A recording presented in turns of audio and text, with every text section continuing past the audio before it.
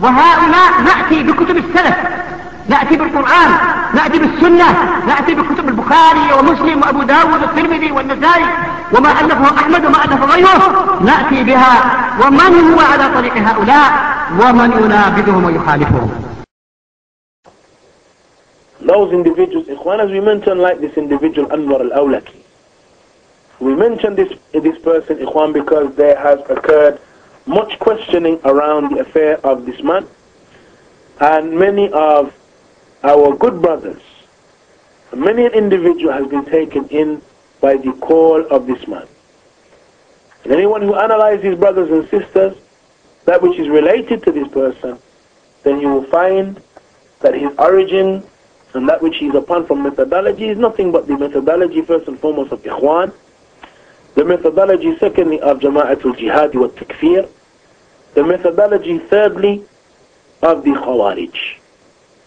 For indeed, the man, Ikhwan, advocates unity with any Muslim, as long as he is within the fold of Islam, and that is what we should be striving towards, without any mention, Ikhwan, of the importance of at-tasfiyah wa tarbiyah, nurturing and teaching and educating and purifying our beliefs, so that we unite upon the rope of Allah Azza wa Jal, as Allah has commanded, وَاعْتَصِمُوا بِحَبْلِ اللَّهِ جَمِيعًا وَلَا تَفَرَّقُوا, and cling to the rope of Allah subhanahu wa ta'ala together, and do not be divided. What is the rope of Allah Azza wa Jal other than the book, the sunnah, and the way of the companions of this ummah?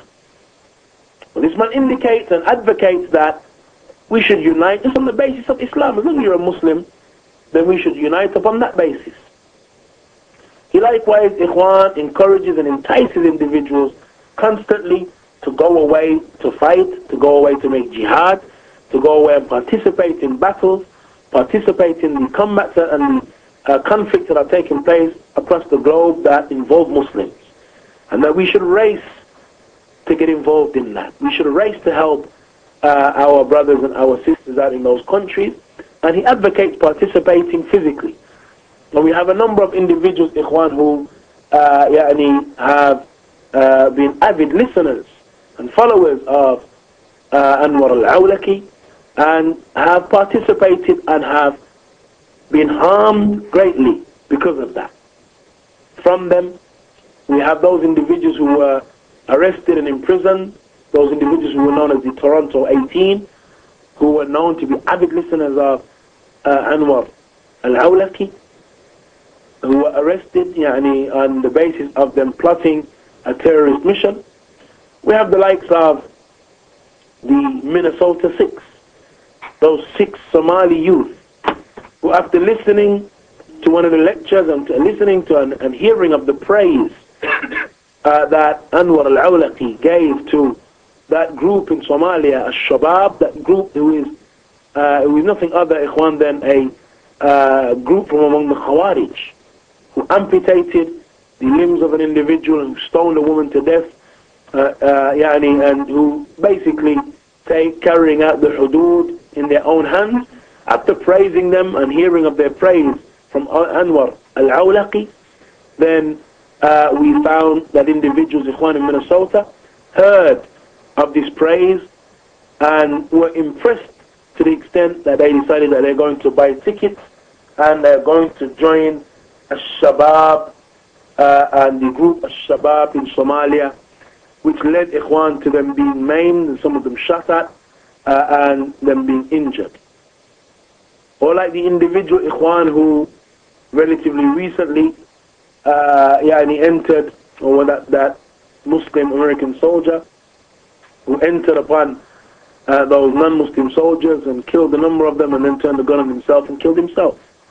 That it was well known that that person was an avid listener of Anwar al Awlaki. This individual, Ikhwan, who resembles Faisal Abdullah, the notorious or the infamous Jamaican caller to fitna and caller to jihad and takfiri, resembles him in his call, but differs from him slightly in his style and in his method of delivery.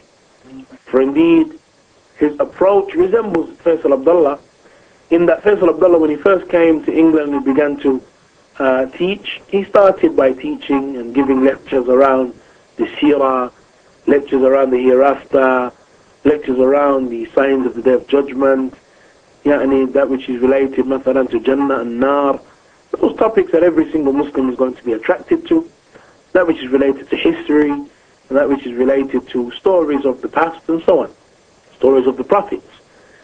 And then once the hearts of the Muslims are attached, then he begins to sow the seeds of fitna. He was arrested in Yemen on terrorist charges and was subsequently released. And he, from the clearest of his lectures, that indicate that the man is upon the path and the method of the Khawarij and the path of the people of, or the Jama'atu al-Jihad or Takfir, is the explanation that he has of the book of an individual known as Yusuf al-Uyayri. Yusuf al-Uyayri was an individual that was killed, Ikhwan, by the Saudi security forces in 2003. He was one of those individuals that was involved in a shootout between Saudi police and the security forces and was subsequently killed on the basis of that. He was one of those individuals who went away and attributed himself publicly to Al-Qaeda. And they refer to himself and a number of other individuals in Saudi Arabia, they refer to themselves as Al-Qaeda fil Jazirat al-Arab. They refer to themselves as Al-Qaeda in the Arabian Peninsula, and a number of them have been killed, and a number of them, Ikhwan, have been arrested and so on. He wrote a book called Al-Thawabit, or the constants in the path of jihad. Those things that remain constant as it relates to the issue of jihad. And that book, Anwar al Awlaki, explained in 6 sessions. And the book, Ikhwan, and his explanation is filled with jahl, filled with ignorance, filled, Ikhwan, with dalalat, filled with misguidance, and filled with nothing but a call to the path of the Khawarij of our time. He mentions in it, for example, that we have been commanded to terrorize kuffar.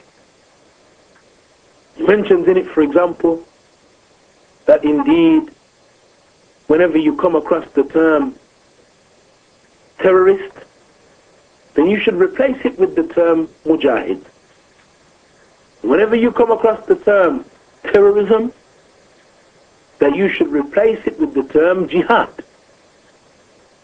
And he is one who no doubt belittles, Ikhwan, our ulama, which is ordinarily the case with people of his nature and of his persuasion, that it is a must that they belittle the ulama so that their statements are listened to and their statements are the one that the shabab and the youth return back to. And so he mentioned stories of the past related to ulama who fled from the battlefield, ulama who were the ulama of the salatin and ulama of the scholars for dollars, if you like, or scholars who were paid by the rulers. And then he relates those ulama to ulama of today. And then he goes on to mention that there are ulama who are upon the correct manhaj and who are upon that which is right. Those ulama, though, are probably locked up, they're probably in jail, they're probably underground, or they're probably being killed. And who, ikhwan billahi alaykum, who from among our scholars is locked up, underground, killed, or out of sight? Our ulama, bihamdillah, are zahirin, manifest. And anyone from the public is able to access them, anyone is able to see them, and their da'wah is clear. And that is in accordance with the statement of the Messenger of Allah sallallahu alaihi wasallam, لا تزال طائفة من أمتي ظاهرين على الحق لا يضرهم من خذلهم ولا من خالفهم حتى يأتي أمر الله وهم على ذلك. And so he mentions that the ulama in our time, that from them are munafiqun, and from them are individuals who are misguided. And if you follow them, then you will not receive guidance. He likewise mentions that us living in the West, that our state here in the West is resemblant to the state of those who used to live in Mecca.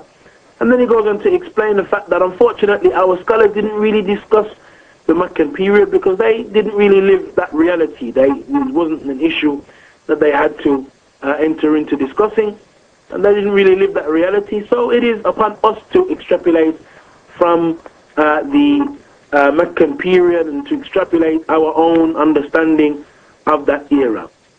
Ikhwan, wallahi, the tapes and the lectures of the man are filled, ikhwan, with dalalat, filled with misguidance, filled with the manahij and the methodology of the Khawarij, and unfortunately, ikhwan, why many of our brothers are taken in by him, it's unfortunate that our brothers are taken in by him.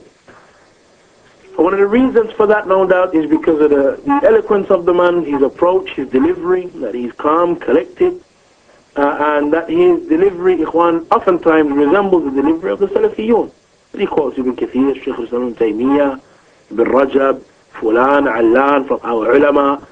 And so, oftentimes our shabab are beguiled and misunderstand and confuse him with callers to Salafiyah.